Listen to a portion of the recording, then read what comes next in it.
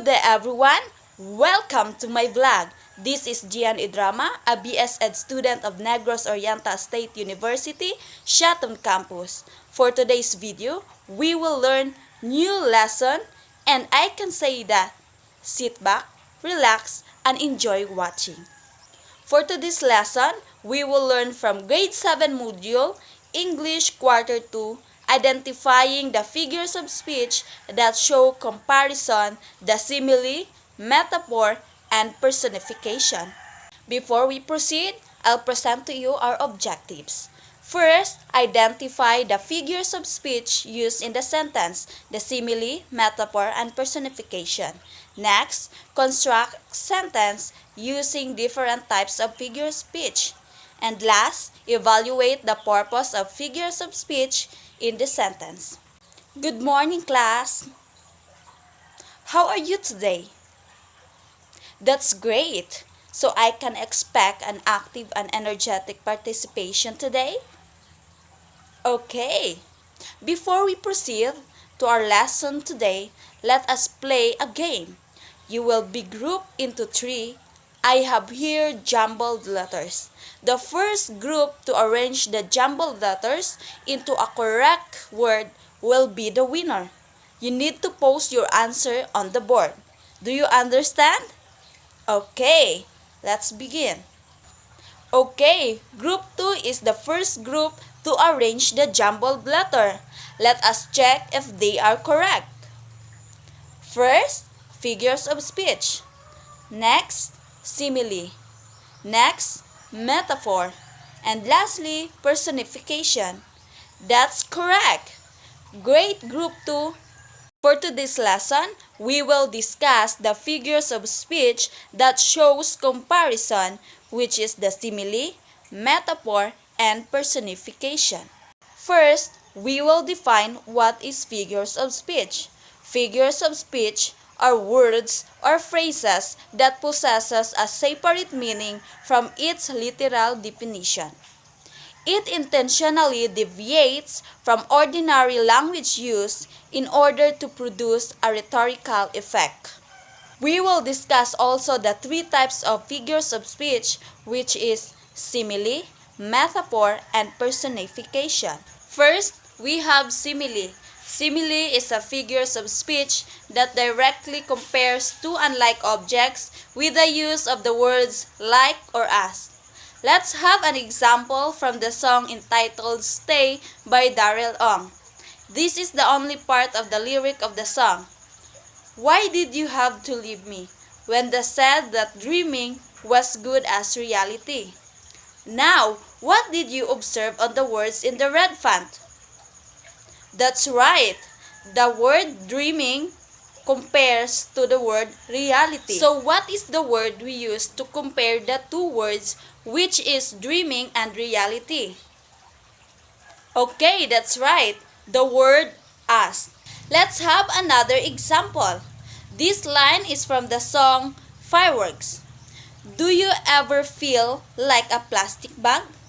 Drifting through the wind, wanting to start again. Now, what are the two objects being compared?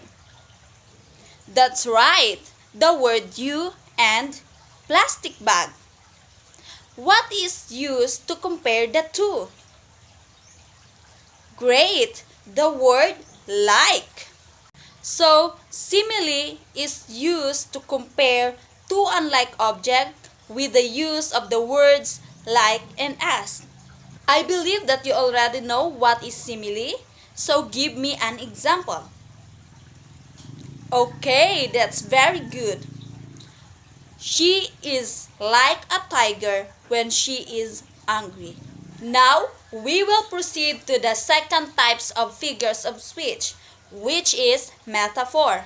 Metaphor is a figures of speech that compares two unlike objects without using the word like or as. Okay, let's have an example of metaphor from the song Love Me Like You Do by Ellie Goulding. You're the light, you're the night, you're the color of my blood. Now, what did you notice on the red font? That's right, it is still comparing two unlike objects but this time it doesn't use like or as. Let's have another example from the song One Thing by One Direction. You're the kryptonite, you keep making me weak. What are the two objects being compared? That's right, you and kryptonite. So metaphor is used to compare two unlike objects without using the word like or as. I know that you already know what is metaphor, so give me an example. Very good. She's gold to me. So, she is compared to gold without using the word like or as. Great. So, we will proceed on the last types of figures of speech, which is personification. Personification is a figures of speech in which an idea or thing is given human attributes or feelings or spoken as if it were human. Let's have an example of personification from the song Skyscraper by Demi Lovato. Skies are crying. I am watching, catching teardrops in my hands. What did you observe the words in the red font? That's right. The skies are using human characteristic, which is crying. Let's have another example of personification from the song Just the Way You Are by Bruno Mars. The whole world stops and stares for a while. What are the things that give attribution of human characteristic to the word whole world? Very good. The word stops and stares. The word stops and stares are human characteristics. Do you understand now what is personification? Okay, very good. Give me an example of personification. Okay, the calm sea started to sing. We see that there is a human characteristic, which is the word sing. I know that you already learned a lot from today's discussion. Okay, let's have an activity. This is the instruction. Identify if the sentence is a simile, metaphor, or personification. I will give you 5 minutes to answer that activities. Is that clear? Okay, let's check your answer if you really understand the discussion today. Number 1, you with your words like knives. So the answer is simile because it uses the word like. Okay, number 2, this is the saddest vanilla that I ever tested. Saddest Vanilla by Jess Glynne. So, the answer is personification because it uses human characteristic, which is the word saddest. Number 3, got in my car and raced like a jet all the way to you. Rode by magic. So, this is a simile because it uses the word like. Okay, number 4, and I'm sure that you're an angel in disguise. On the Wings of Love by Regine Velasquez. So, it is metaphor because it is comparing two unlike objects without using the word like or as. Okay, number 5, I came in like a wrecking ball. Wrecking Ball by Miley Cyrus. So, it is a simile because of the word like. Great job, students! You got a perfect score.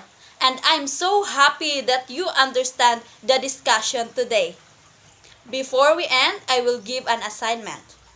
Compose a song with your favorite tune using all the types of figures of speech, which is the simile, metaphor, and personification. Understand? Okay, goodbye class!